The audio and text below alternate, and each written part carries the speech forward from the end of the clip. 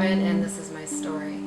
Last July, I can remember asking the Lord just to show me amazing things. I was ready to get on with my life, ready to do something for Him, ready to live a life that was more extreme, if you will. And just wanted Him to know that I was willing to live a life that He wanted me to live, even if it was difficult. A couple of years ago, we ended up losing my mother and my father and my grandmother within a very short period of time. And also within 3 weeks, our son moved to Japan, and our daughter got married and moved away, and was really at a loss for a purpose in life. I had always had something to keep me busy, always had something to keep me going, a reason to get up in the morning. And it was just really a dry time for me. Not that I didn't feel the Lord's presence, not that I doubted Him, but I just lacked a purpose in life. And I wasn't happy. I really wasn't happy. I felt as though I was born to be a mom. I was beginning to realize that I had placed them too centrally in my life, that as much as I love God, my kids were more important than God. And God had tried to speak to me gently over the years about it, tried to show me that while I'm a mother, I'm His daughter first. I actually came to a point where I asked God, to show me who He was as a father. And I really needed that parenting. I needed that sort of guidance. And I just told the Lord, I said, for this year, I don't want to think about me. I don't want to have goals and aspirations. I want to know more of You as my Father. Little did I know He would use one of my children to show me what kind of a father He is. Our son was living in Japan in 2011 when the earthquake hit. He was roughly an hour away from it, and I remember speaking with him that night on the phone, watching the coverage on CNN and Fox News, and watching the tsunami come into Japan, and feeling absolute panic, knowing I had no control. And all I could do was pray. And God was faithful and brought him through that. We had a lot of people here praying for him. A lot of people were aware of what was going on. There wasn't a day that went by that we didn't get a phone call or an email or a text asking how he was. And it encouraged our hearts to know that people cared about him, cared about us, and loved us. We thought, okay, we can breathe a little bit. Things are calming down over there, and just encouraged him to trust in the Lord, and prayed a lot that God would bring him home, stateside. And it just didn't seem like it was something that God wanted. Last July, I can remember asking the Lord just to show me amazing things. I was ready to get on with my life, ready to do something for Him, ready to live a life that was more extreme, if you will. I just wanted Him to know that I was willing to live a life that He wanted me to live, even if it was difficult.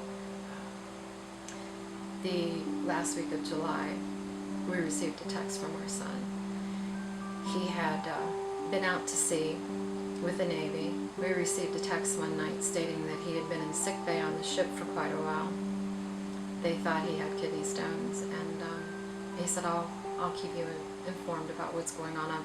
They're taking me to the hospital now. Immediately I got on Facebook. I texted just to let people know there's something going on. Please pray. Please come alongside us and pray for him. It turned out that his appendix had ruptured out to sea 2 weeks previous, and they had misdiagnosed him. By the time they got him to the base hospital, things were bad. They didn't think he was going to make it. They had to outsource him to a Japanese hospital and perform surgery rather quickly.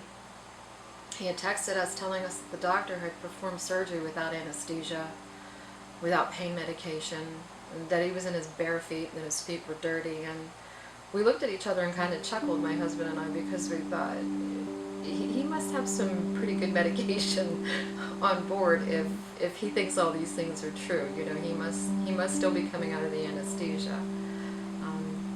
Little did we know, he was right. He was correct. There was no anesthesia, there was no pain medication for him. His executive officer had called us and told us things are getting bad.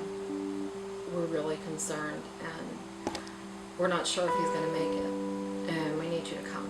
We need you to come quickly. And so we turned to God. We turned to our friends and family.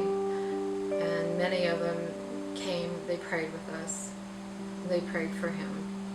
Our church stepped in and offered to buy my plane ticket. We spoke with our senator, and within 3 days I had my passport. And within a couple of hours of getting my passport, I was on a plane going to Japan. And I remember my layover was in Michigan. And I'm terrified to fly. It's one of my biggest fears. It's not something I have any control over, and I tend to have panic attacks on airplanes. So 20 some hours of flying really didn't throw me. There was a part of me that didn't want to go out of fear, but I knew that I needed to be by my son's side. And I remember in Michigan at the airport, getting on my knees in the bathroom.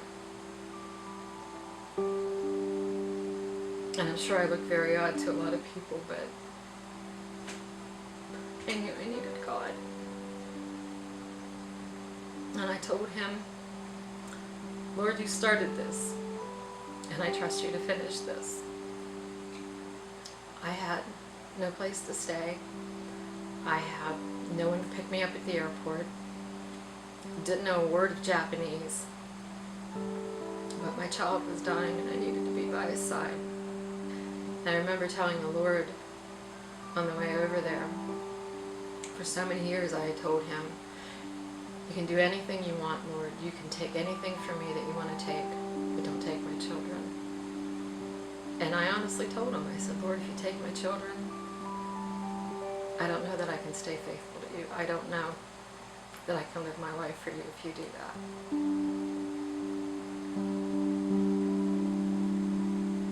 And I remember sitting on the plane somewhere over the Bering Sea, telling the Lord, okay, if you take them, I'm still yours. If this is what you choose, even though it's not what I want, I know that you're still God, and you're still in control. And I know that you love us, and you'll do what's best. I landed in Tokyo. I was separated from all the other passengers. It was the middle of the night over there. Eventually they pointed to an exit door, and I thought, well, if it's a dark alley, Lord, you better go with me. You need to get me to my son.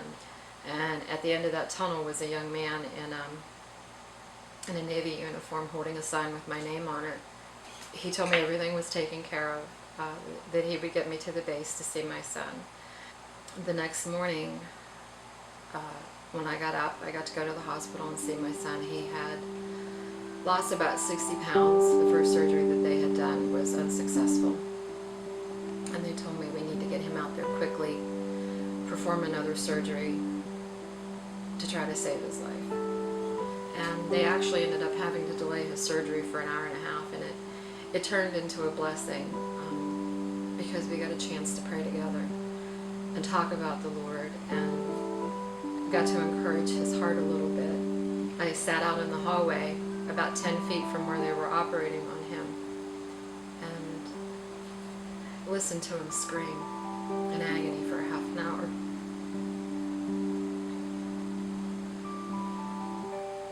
Because again, he had surgery without anesthesia, very little pain medication. And it was the most difficult half hour of my life. It was tough. The surgery was a success as far as accomplishing what it needed to accomplish that day. We were amazed time and time again how God met our needs and how he answered our prayers. I had nothing. I had no means. And I told God, you're just going to have to provide for us. I don't know what to do. I don't know how to do it. I don't know where to start. So this is yours, God. You're going to have to take care of this. And I came to realize over that month that he always has taken care of us. It was me that had something to learn in that. And he met every need. He gave me a place to stay. He saw to it that I had a ride everywhere I needed to go. I would just read the texts that we had received and the messages that we had received to him. And he was just amazed at how much God cared for him and how many people were praying for him. Finally, his infection started to clear up enough that he was able to be discharged from the hospital, and we were able to spend a couple of weeks together while he tried to regain his strength. And eventually I had to come home.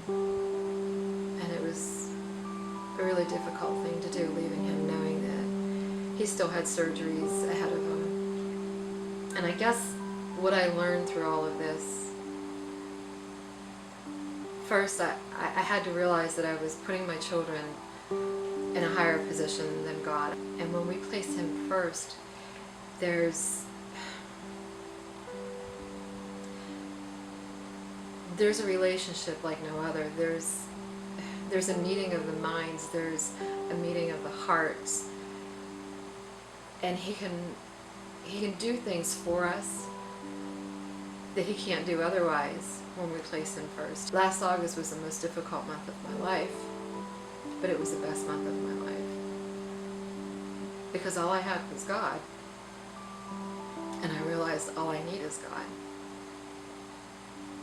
And I praise him for showing me amazing things. I praise him that he loves me enough to allow me to suffer and struggle and search, because he knows that at the end I'm going to find him. And when I